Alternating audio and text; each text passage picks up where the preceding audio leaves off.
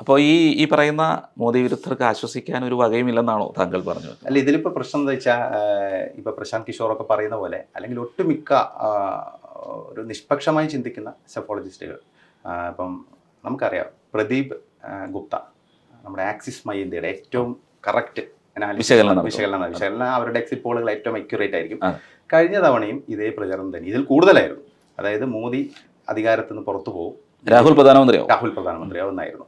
എല്ലാ മാധ്യമങ്ങളും ആ രീതിയിലുള്ള വാർത്തകളായിരുന്നു കൊടുത്തിരുന്നത്. സത്യത്തിൽ ഈ ബാലാക്കോട്ട് ഈ സംഭവമൊക്കെ ഇപ്പം പറയുന്നുണ്ടല്ലോ, അന്ന് ഇതൊന്നും പറഞ്ഞിരുന്നില്ല. ഇലക്ഷൻ റിസൾട്ട് വന്നപ്പോഴാണ് അയ്യോ ഇതൊക്കെ എങ്ങനെ സംഭവിച്ചു എന്ന് എല്ലാവരും ചിന്തിച്ചു തുടങ്ങിയത്. പ്രദീപ് ഗുപ്തയുടെ എക്സിറ്റ് പോൾ വന്നതിന് ശേഷമാണ് ആ ട്രെൻഡ് മനസ്സിലായി തുടങ്ങിയത്. പിന്നീട് റിസൾട്ട് വന്നപ്പോൾ ഏതാണ്ട് അത് തന്നെ റിസൾട്ടായിട്ട് വന്നു. അദ്ദേഹം മാത്രമായിരുന്നു അത് കൃത്യമായിട്ട് പ്രെഡിക്റ്റ് ചെയ്തത്. അപ്പോൾ അദ്ദേഹത്തോട് കഴിഞ്ഞ ദിവസം രാജീവ് സർദേശായി ചോദിച്ചൊരു ചർച്ചയിൽ ചോദിച്ചപ്പോൾ അദ്ദേഹം പറഞ്ഞത്, അദ്ദേഹത്തിന് ഫിഗർ പറയാൻ പറ്റില്ല, കാരണം എക്സിറ്റ് പോൾ ചെയ്യേണ്ടതാണ്, അതുകൊണ്ട് എനിക്കത് കമ്മിറ്റഡ് ആണ്, ഫിഗർ പറയാൻ പറ്റില്ല. പക്ഷേ ഞാൻ പറയുന്നു ഒരു ചേഞ്ചും ഉണ്ടാവില്ല. അതായത് ഇതിലൊരു നമ്മൾ ഉദ്ദേശിക്കുന്ന പോലെ ഒരു ഇന്ത്യ സഖ്യത്തിൻ്റെ ഒരു തിരിച്ചുവരവ്, അല്ലെങ്കിൽ നിലവിലുള്ള സംവിധാനം കംപ്ലീറ്റ് മാറി ഒരു പുതിയ സംവിധാനം വരാനുള്ള യാതൊരു സാധ്യതയും കാണില്ല എന്നാണ് അദ്ദേഹം പറഞ്ഞത്.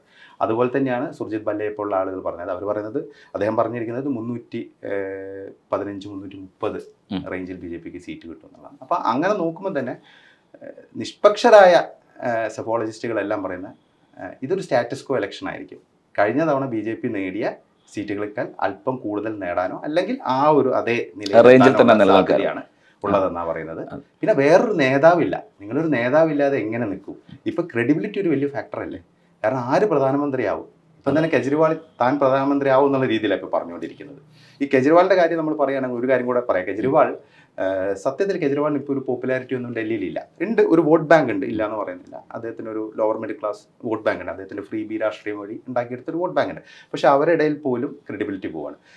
കഴിഞ്ഞ ദിവസം ബർക്കാദത്തിൻ്റെ ഇപ്പം യൂട്യൂബ് ചാനലാണല്ലോ ബർക്കാദത്തിനുള്ളത്. അപ്പം ബർക്കാദത്തിൻ്റെ യൂട്യൂബ് ചാനലിൽ ഒരു പബ്ലിക് ഒപ്പീനിയൻ ബർക്കാദത്ത് നടത്തുന്നുണ്ട്. ഇന്ത്യ മുഴുവൻ സഞ്ചരിക്കുന്നത് ഡൽഹിയിലായിരുന്നു. അപ്പോൾ ഡൽഹിയിൽ പോയി അവിടുത്തെ ഒരു ഫേമസ് ആയ ഒരു കഫേ പോയിട്ട് അവർ ആ ഒരു ഏരിയയിൽ പോയിട്ട് ഒരു ഒപ്പീനിയൻ നടത്തി.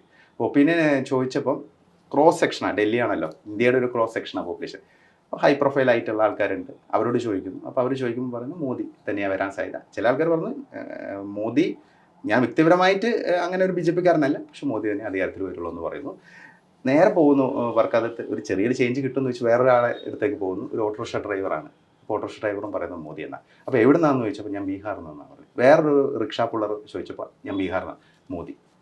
അപ്പം ഇതാണ്. അല്ല, ഇതിപ്പോൾ കേരളത്തിലെ സാധാരണക്കാരും ഇത് തന്നെയാണ് പറയുന്നത്. അപ്പോൾ അവർ തന്നെ പറയുന്നത് ഇത് മറ്റുള്ളിടത്തൊരു നേതാവുണ്ടോ, കൊള്ളാവുന്നൊരു നേതാവില്ല, ഈ രാഹുൽ ഗാന്ധി അതിന് പറ്റിയ ആളൊന്നും അല്ല എന്ന് തന്നെ സാധാരണക്കാർ തന്നെ അത് തന്നെയാണ് പറയുന്നത്.